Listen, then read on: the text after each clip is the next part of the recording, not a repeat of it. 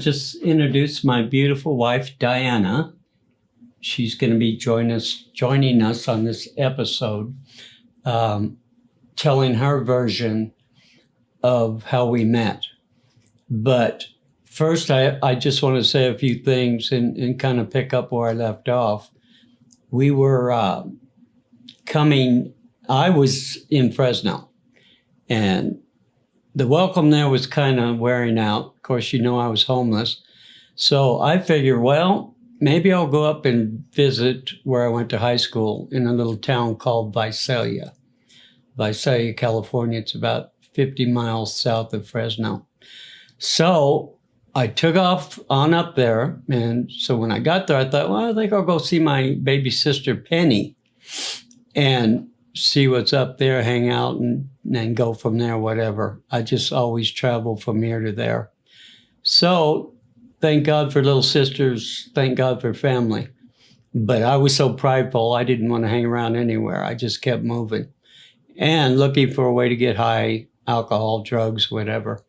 And I had a really good friend there from high school. His name was Kenny. And we would sit in Penny's front yard. She worked at Tacoma's, and she had 3 small children. So they would go during the day to daycare or whatever, and she would work. And she was divorced. So she didn't mind me kind of hanging out there. And so I would sleep on her couch. And so Kenny and I, we'd sit in that front yard and get drunk every day, listening to oldies 8 hours a day till Penny came home from work. And Kenny had a major issue with LSD to where it absolutely fried his mind. And he was on just heavy medication. So he hardly ever lasted past noon. He'd drink a quart of beer. And with that medication mixture, he'd have to go home and go to sleep. So we did that day after day after day. So one day, my brother, one of my older brothers, 7 kids in the family, he was a bartender at a place called the Depot in Visalia. And so one day I thought, I'll go down there and hang out and see if I can get some free booze. And so I got my best white T-shirt on, probably all I owned, and a pair of Levi's like Fonzie used to wear. I was living back in the 50s. Excuse me, smoky here in California. So I got all dressed up, and what I consider dressed up, I'd comb my hair in a big pompadour with a can of hairspray. That's all I was so prideful. I owned nothing, didn't know where I was going in life. I was a complete mental mess. But as long as I had that hairdo in the right position, I was good. I still had a little pride left. So I go down there, and I'm going walking, driving down there and thinking, man, I hope Pat's bartending today or I got to turn around and leave because it costs money to drink, right? So I kind of glanced in there and, oh, good news, he was bartending. And so I went and found me a chair, and he poured me my normal tequila with a beer back, and I proceeded to drink. And now, so I'm getting a little high, and now I'm going to hand the story over to my wife and let you hear her version. We've been married 43 years, so both our versions are a little different, the way I saw it and the way she remembers it. I have a memory issue for Vietnam, so her story is probably the correct story. So I'm going to let her tell it. Wonderful. Well, we just started 43. We finished 42, August 22nd. And it was hysterical. This character was sitting at the end of the bar, and I was young and took one look. And this young man looked like a cross between Elvis Presley and Johnny Depp in my mind, and was knocked down dead handsome. And you say Twitter-pated. Oh my God, we fell in love. L-U-S-T. I did. Instantly. Attraction. And so I just absolutely was smitten. I couldn't walk. I couldn't hold my tray. I was a cocktail waitress at this restaurant. And I was overcome. And I mentioned to one of the other girls, I said, oh my God, who is that at the end of the bar? Who's that guy sitting there? And she said, that's the bartender's brother.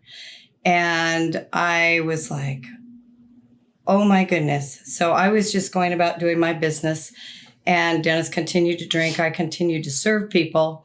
And long story short, I thought I'll try and get an introduction. So I bounced up next to him and I said, hey there. And he totally ignored me. He didn't even look up. And I thought, well, and I looked at him and I said, your loss. And I just bounced right away. And to my surprise, after I had done probably another half hour or so of work, his brother called me over and said, hey, my brother needs a ride to Tulare, and he's ready to go home right when you're getting off. Would you mind giving him a ride? And I said, would I mind giving him a ride? Oh, my little heart was going. And so I said, oh, so I bounced up to where they were sitting, and I said, well, yeah. I said, if you need a ride, I'll be happy to give you a ride, but we have to stop by my mother's house so I can change clothes, because the place that I worked at made me wear really strange stuff, really skimpy, and it's not something you'd be running around town in. So that was our meeting, and I put Dennis in the car and went home to where I was living with my parents. And from there, I'm going to let him share what happened when he walked into the house and what you found. Well, where are your parents? That's what I said. Oh, they're gone to Hawaii or whatever. Oh, that was good news. Nobody's here. They went to Hawaii. What kind of music you like? She said, and I said, Temptations. Put on My Girl. So this is my memory. She denies this, but she went in and rolled a joint and came out and lights me a joint, pours me, just comes out with this classiest. I was not a classy person. She was raised by educated people, both school teachers, very educated.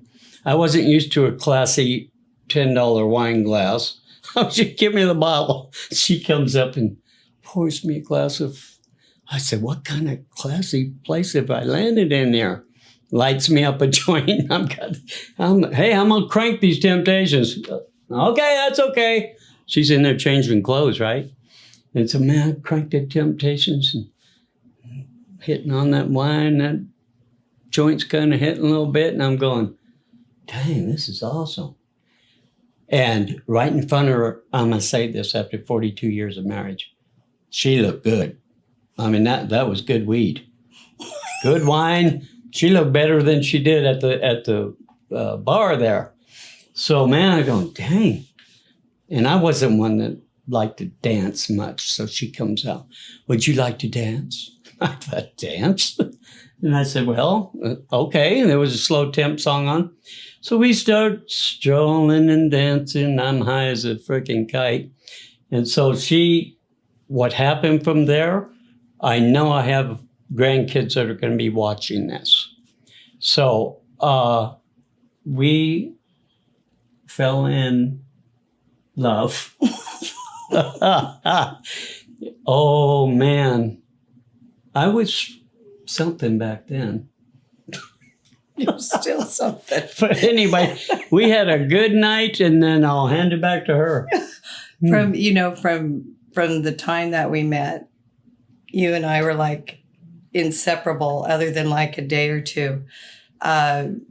We were both so broken and so hurting. And Dennis and I were just very attracted to each other. And really quickly, a couple of our nights that we spent together, I remember one night that we sat up and we talked all night long. And he shared things that I had never had anybody share with me, their heart. And he didn't, at that time though, he didn't talk in detail about Vietnam. I know that it's really hard for veterans to talk about what they've been through. And this series has to do with the stigma and what people carry that have been to war and back. And my husband was not willing to share stories or talk about Vietnam. Dennis is going to be 70 this October. And these things that he's sharing have not been being shared in my memory before, like maybe within the last couple years. I mean, we've shared when asked that Vietnam was painful or that it had an effect, but it took us in our marriage a lot of years to even figure out what the problem was. But we were young and we were both partying and we were not worried about where the next meal came from, what the next thing was. And so we spent 3 weeks together, 3 absolutely crazy weeks that one night I took him home to my house after my mom was back from Hawaii, and so drunk and so out of it, I invited him in, and bless her heart, she had to literally call the police because she was scared. My dad was out of town doing something with his music, and she thought, what is this strange man doing in my house overnight? And I don't even know him. And of course, Dennis had a bit of a thug look and a hard look from Vietnam, and he wore his black shades nonstop, and he normally didn't say 2 or 3 words. I mean, he was not, other than the nights when we were inebriated and talked all night, he was not a big talker. And so she called. It's kind of a funny story. Maybe you could share about the police coming and asking you to go. When I drank, I drank. I drank hard stuff. And when I was drunk, I was drunk. So we were kind of passed out. And she wasn't dressed. And all I knew was a bunch of flashlights in my eyes. And they said, don't move. And right away, I knew it was cops. Been through this before. Dude, get that freaking light out of my eyes. Dude, he said back to me, you need to get up out of that bed now. I said, oh, man, Jesus. Diana, cover up. I didn't even know her, but I knew it was old school. Cover up. You're sitting there naked in front of all these cops, flashlights everywhere, exposing everything. And I remember kind of getting into it with them a little bit. And they said, I'll tell you what, dude, we get it. You know, this chick's bad news. He said that to me. I don't know how he knew her name or where she lived, but I'm telling you, I'm warning you that this chick gets you in trouble. They may have known it from the depot. I don't know. But they said, we'll tell you what, man, we're going to give you a ride home. And they don't usually do that. I don't think they're supposed to, but they said, we're going to give you a ride home. So they drove me across town, all the way across town. They're telling me about her. And I'm going, I think you guys are confused, about who you're talking about. So she didn't hit me like that at all. What are you talking about? Oh, no, she's bad news, man. She's going to get you in jail. They said, what's wrong with you? You were in a bed with her mother across the hallway. That's what we mean. That's what do you think we're doing there? You're in bed with this lady that knew her mother was across the hallway and didn't much care. So that's what we mean. She's going to get you in trouble. And I thought, oh, shoot, that's pretty bad. So I can remember my friend. She calls me up the next day on the phone. And Kenny, my friend, who's kind of out of it from acid and stuff. Dennis, some chick's on the phone. What's her name, KR? Her name's Diana. She wants to talk to you. I said, no, dude, hang up. That chick's bad news. I don't ever want to see her again. Hang up on her. I hate women anyway. At that point in my life, I did. I said, all they are is trouble. But he said, no, man. He said, dude, maybe she'll buy us some beer because we didn't have any money. And I said, oh, I didn't think of that. And I said, Kenny, tell her, come on over, bring us a couple quarts. And okay, I'll go tell her. He gets on the phone. Oh yeah, Dennis said you ought to come over and I'll give you the address and all that. But he said you have to bring a couple quarts of beer because we're out of money and we don't have any beer. So she says, okay, I'll come over and I'll bring you guys some beer. So you remember what happened after that? Well, we went from visiting each other and calling back and forth. And there was one other kind of stellar night I'll never forget at the Depot restaurant where I really started caring about Dennis in our talks. I fell in love with his heart. not just his flesh. And here we were at the depot, and he didn't always drink really hard stuff, and he wasn't always drunk. And so I, of course, enjoyed when we weren't as well. And this one night we went in, and I was starting to really worry because I didn't realize what an alcoholic and the amount of whatever that, but I didn't realize really where I was at with that either. But so anyway, he sat down, and at the very start, like the evenings just started. It's like, 6:00 or something. I was off work. We had gone in on a date, so to speak. And he looks at his brother and he says, "Give me a tequila with a beer back." And I'm like, I want to enjoy the evening, not get drunk. Like, I actually want to enjoy a glass of wine and talk to you. And I said, "You don't need that. You don't need to drink hard. You don't need that." And he was like, "Yeah, that's what I'm drinking." And so I said, "Well, if it's good for you, it's good for me. Do you want to?" And so I matched my husband. Tequila and beer per tequila and beer. I don't want to exaggerate, but let's just say we were at the bar for over 3.5 hours. And somehow, even though I was 120 pounds at the time, I was still standing. I think Dennis weighed 140. And it was time to go. And he said, "Come on, let's go." And in this bar we were at, they had a back door that was literally like about 5 feet away from where we were at the counter. And so you should share from here because It's, she hit the air, the fresh air. She was in the flower bed, face first. Boom. Lightweight. I knew it. Over my shoulder, take it to the car and go out. But I'd like the audience, if you don't mind, I want you to share a little bit of your background, because not knowing you, they'd wonder how do you end up with a guy like that? You have a little bit of a wild background too, so. Yeah, well, it's a good question because I come from a family with 2 sisters. Both parents were teachers. And was very loved, very supported, took ballet, enjoyed acting, enjoyed all kinds of things. But I was swept up in a lot of the 60s and what happened. I was the middle child and wanted to idolize my sister, wanted to be like my older sister, and followed into the, down the road of the 60s and questioning and this and that.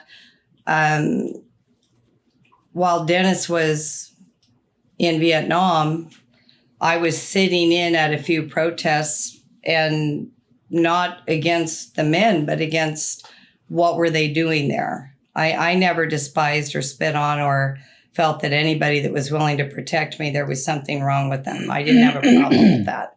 I think it's very honorable to be a hero. But what I was protesting was like, what are we doing there? What's going on? Nobody's explaining this. Are we really at risk? These kinds of things. But so anyway, my dream at that time was to be an actress. I had found early on in life, I had had a lot of rejection. I was very fat, very, what I felt very ugly, very this, very that. And in spite of having the wonderful support of my parents, I had several horrific boyfriend things where I was really not appreciated. And so I had found out that I could really make people laugh, make people cry, that telling stories or acting was an amazing way to share your heart and hopefully touch people in their hearts and maybe bring them some joy or encourage them.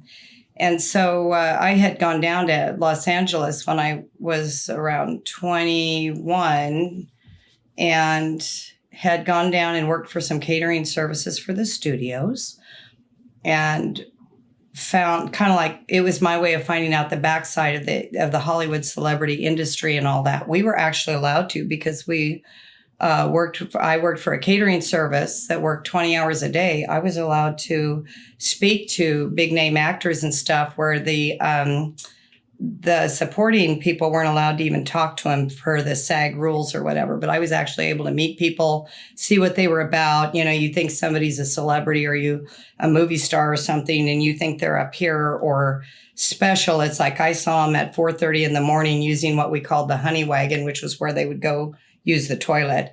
And all of a sudden, being a celebrity kind of loses its whatever.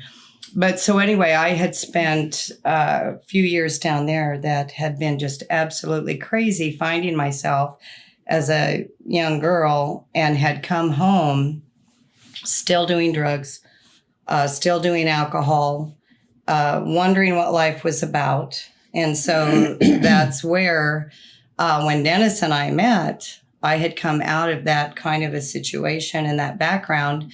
And I was looking for love, and I was looking for love in all the wrong places. And I didn't know at that time, my mother has a saying that you put yourself exactly where you're at. And I wasn't taking responsibility for my own actions. But I also was not happy within me, and I thought I was going to find that in another person. And I didn't know what I know now at 65, which is, if you're not happy with you, to try and bring that in from another person. The ideal is, you know, we've laughed about this since then, that we would not want necessarily our children or grandchildren or whoever to have a relationship like ours was. The ideal is that you feel who you are and you're whole, and you meet somebody else whole, and you're not two needy, symbiotic people trying to leech off of each other to survive. But that was totally me. So we have some friends, Lori and Reed.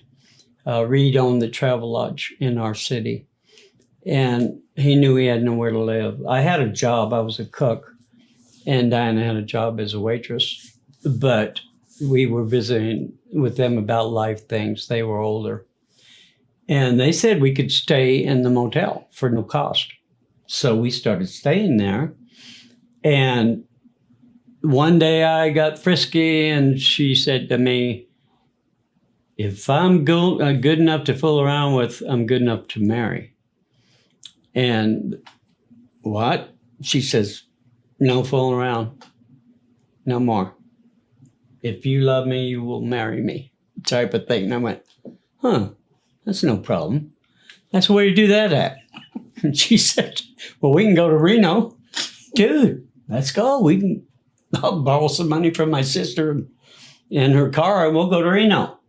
So, hey, let's do it. She was in the bathroom. She comes out and goes, don't you tease me like that. I said, who's teasing who here? You want to get married? Let's get married. I can get divorced as fast as you get married. I heard you can pay $10 to get married in Reno, and next door you can pay $10 to get unmarried. So I said, piece of cake. Let's go get married. So Diana says to my little sister, we're gonna take off, go do something. We didn't tell her, did we? Or No, did we? she was. I was going to say she was a surprise. What my memory is that you screamed into the room that since we were spending so much time together, why didn't we get a place together? And I said, you know what?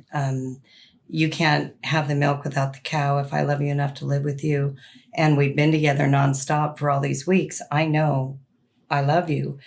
And I don't want to go there without the commitment.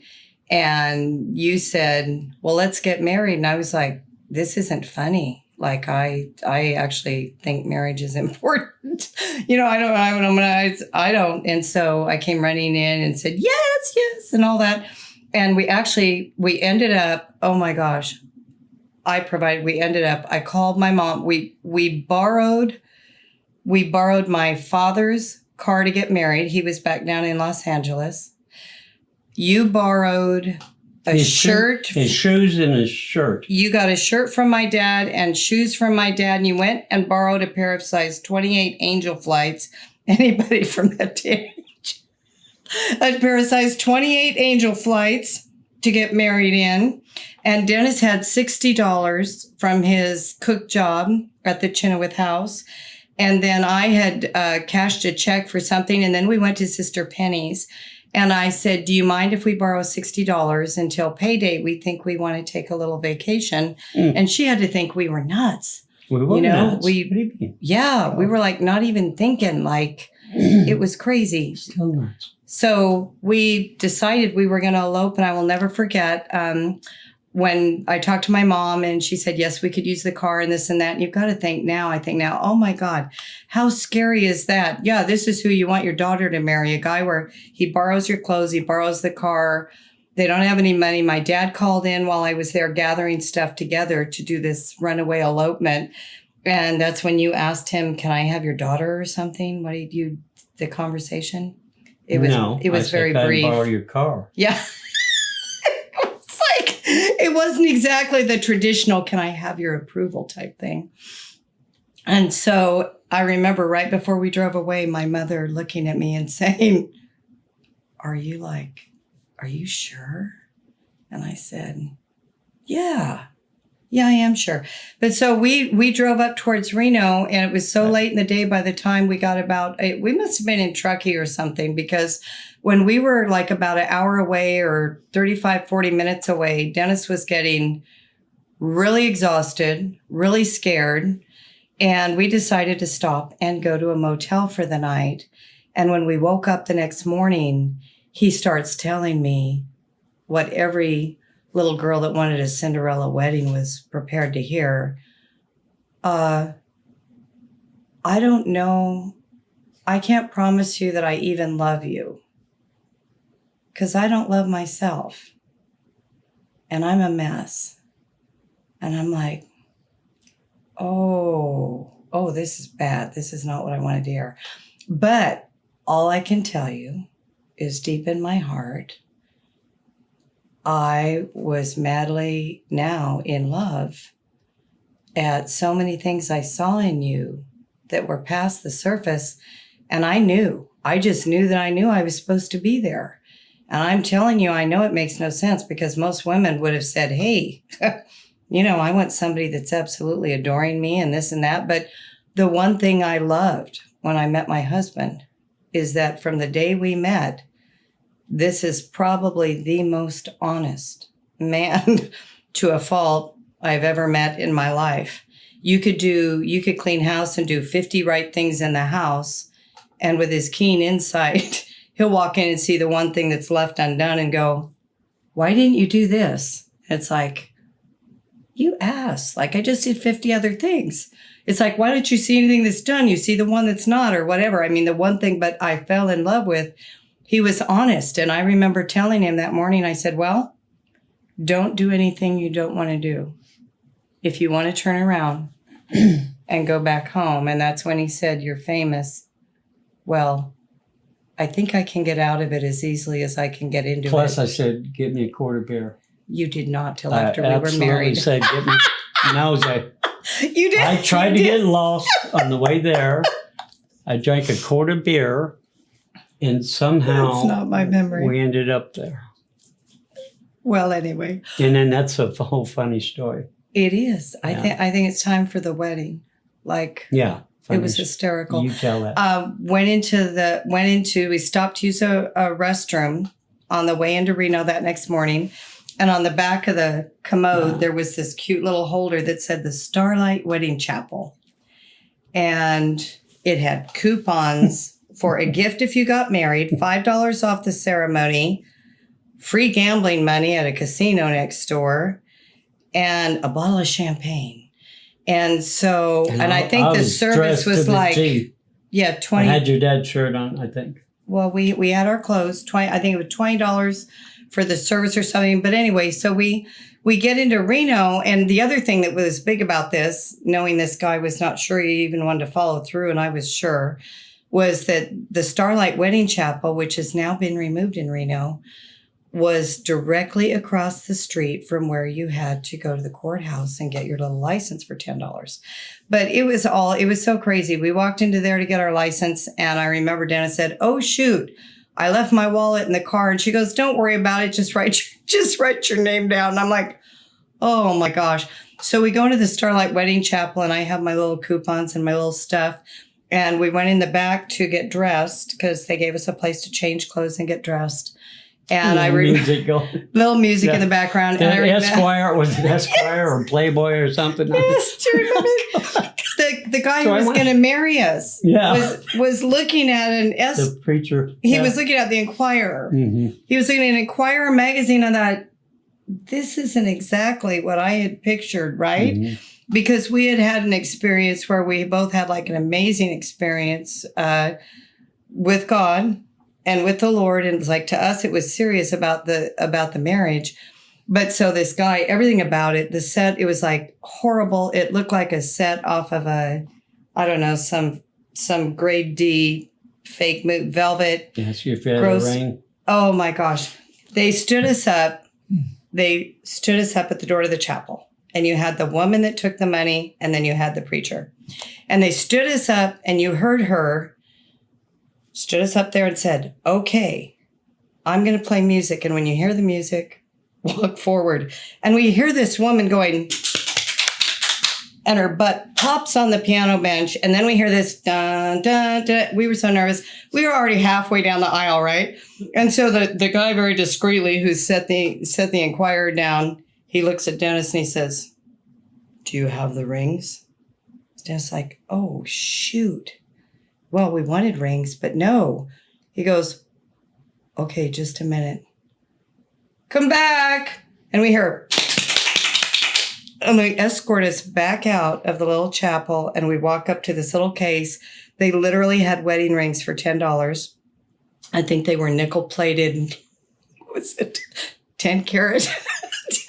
Whatever it was. It was so bad, but we wanted rings. And so we made the purchase, but what was really funny. What was the purchase? I know it was The purchase a lot of money. I know that. The What was it? purchase was 2 little rings, 2 little tiny $5 each or something. And so Yeah. then, but the funniest thing, I will never forget when with a straight face, the woman went and took us back and lined us right up again at where we were supposed to walk in. And we heard, We did it all over again. Yeah. heard her butt at the bench again. And by then, we're walking down the aisle and you looked over and I started getting ready to have an absolute hysterical laughing fit because of the whole situation and hearing her. And you're looking at me like, I thought you wanted this. And I was ready to just absolutely lose it. And then I realized, I said, you know what? I don't care whether this guy knows God. I don't care about all this that's happened. I love this man and I'm going to marry him. And so we said our vows and they gave us a little tape recording, a cassette tape recording where the guy sounded like a robot. Well, yeah, Dennis, We had take 50 this cents, woman. 50 cents worth of nickels. $2. To They gamble. gave us, I started handing my coupons out because I'm going to use these coupons. It goes back a long ways. They told us to go next door and they gave us $2 worth of nickels. So then I made my husband go, okay, we have to go to this place to get this coupon. It says bottle of champagne. Do you remember? Yeah. It was We got the a glass size of too, those though. tiny A Martinellis. plastic glass with it. And then last but not least, they had a coupon that said special gift if you go to this gift store in town. So we drive all the way to this gift store. And we come out with this gift and we're opening it because we're so broke. We had nothing. And we're opening it and out came, I don't know if you remember this, but it was a plastic salt and pepper shaker that was in gross blue, but clear on the sides for the salt and the pepper that you had to press a button and it said South Lake Tahoe. And we were in Reno. So South Lake Tahoe. Okay. yes. So and you said, we drove all across town for that. And I said, yeah, but we have a gift. Didn't I go buy a gallon of Red Mountain No, you for the didn't. way back? No, you did not. Of course I did. That little bottle didn't do anything. You did not. We drove She's from not there. telling this audience the truth. We had a big old bottle of something. Say, I remember that. It could have been champagne. I don't know what it was. But we had a big bottle of something that got us all the way to Redding, California. That's where you share. Yeah. We did. We drove to Redding. I think you should share this part since you were so happy about what about my mother, who just passed away, so she'll never hear this. Go ahead. Okay. We decided to drive up to Reading to tell Dennis's mom and stepdad that we were married. And sounded good. Plus, we were trying to figure out how we were going to get gas money to get home, because by the time we had gas money there and had paid for the ceremony, we didn't even have enough gas money to drive back to Visalia. We didn't plan anything in those days. No, it was just going to happen. And so Dennis knocked on the door and goes to introduce me to his mother. And she, you know, the matriarch of the family of 7 children. His dad, her husband, had died at the age of 43, leaving her with all these children. And his best friend had lost his wife to leukemia out of nowhere in 3 days. So the two of them got together pretty quickly, trying to help each other through these incredible losses. And so, but she was feisty and a fighter, and she was the mother hen to these, to these kids. And so she was quite the character. And so when I showed her, and he said, "This is my wife, Diana," and she goes, "Oh yeah, Dennis, yeah." And so then I said no, and I was showing her my wedding ring at the time. We have now we have our each other's signatures that our one son did for us. That's Dennis's signature and mine. But anyway, because those Nickell wedding rings wore out, but the wedding ring, and she goes, "I know, you could have gotten that at Woolworths." And I was like, I'm starting to get fâché. I'm getting upset because he brings home a lot of girls. Yeah, like whatever was being said, I'm like, this is not the reception I expected. And so all of a sudden it dawned on her that we weren't kidding. And she said, "Oh," and she started hugging us, and Jean hugged us and congratulated us. And so then we all proceeded to drink beer and visit. And no, she asked you if you had to. Well, that was the next morning at 5. I was getting there. So Dennis went and decided that the way to make money to get home rather than ask was to play poker. So he played poker till 2:30 in the morning. I went to bed at 9. He was ex-military too. And I didn't know that. Yeah. I didn't know Jean was ex-military. Mm-hmm. Okay. Play a lot of cards in the military. But so he won literally money. Took all his money. Home for gas and came no mercy to the bedroom and said, "I'm sorry. So I can get him. Go to bed, woman." Wedding night, right? Say. 2:30 came in. I was like, "I'll kill him. This is a tough start." But so we got up the next morning to go, and I will never forget. I went out to do that. I'm going to spoil him. I'll get the coffee thing, and I smelled coffee on in the kitchen, and here sat his mother, who could just look like there was a comic character, Mother Hobbs, just a little wrinkled up face, and she was a tiny woman. She was 5 foot, and she's sitting there, and she looks at me, and she says. She's just looking at me like resenting me, like I don't know what the deal was, but it was really funny. And she didn't offer me coffee. It was like cups sitting there, so I go to help myself, and all of a sudden, she literally screws up her little face and said, "So, did you have to?" And I just looked at her and went, "No, not that it's any of your business, but no, we didn't have to." And so and she liked you ever since that. Yeah, that was the welcome into the family. You had cojones, even though you were a girl. That was the welcome. Mm-hmm. And so from there, to wrap up the rest of the marriage story, we drove back to Visalia, where Lived we in Penny's stayed. front yard. I'd like you to share that. No, you share. You're better. We need an apartment. Long story short, And we came back pizza. and literally for 4 or 5 days, we went and we literally slept under a tree and were madly in love and didn't care. And then my parents called and said, "Would you like to go to Hawaii or have money for an apartment?"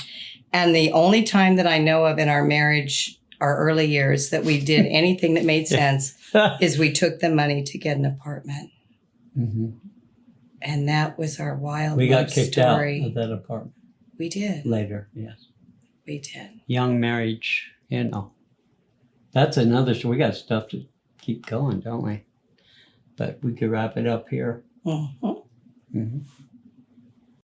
Hey there, thank you so much for watching episode 5. And Dennis and I have put some different things on the end of each episode, trying to encourage you with all kinds of different ways that people are trying to help stop veteran suicide. And over the years, whether it's heart attack, clogged arteries, all kinds of stuff from Agent Orange, mini stroke, we've had quite the journey. And we shared with you about Dr. George Marino in Montebello, and about Monty's Horse Sense and Healing, and Mission 22 had sent us some Amir products. Well, this one is amazing. I can tell you, 42 years later, after not having a lot of sleep nights because of screams, this product is amazing. It really has given sound sleep. And at this time, Dennis is only on one natural thyroid medication. The rest of the stuff we do homeopathically. We do a drink that's great for the immune system that you can find online. I'm not suggesting, you have to find what works for you. But for us, there's a drink that uses garlic, lemon, and ginger to clear arteries and build your immune system. But the mental focus for the gut healing and the sleep, we're really grateful not only to Mission 22, but to Amir for doing that. And so I just wanted to share those. And even show you the health food, like we're not joking. We have lettuce and chicken and onions and cauliflower and broccoli, and this is our world to be well as we can be. So, all right, okay, thanks for watching. Want to encourage you, fight the good fight.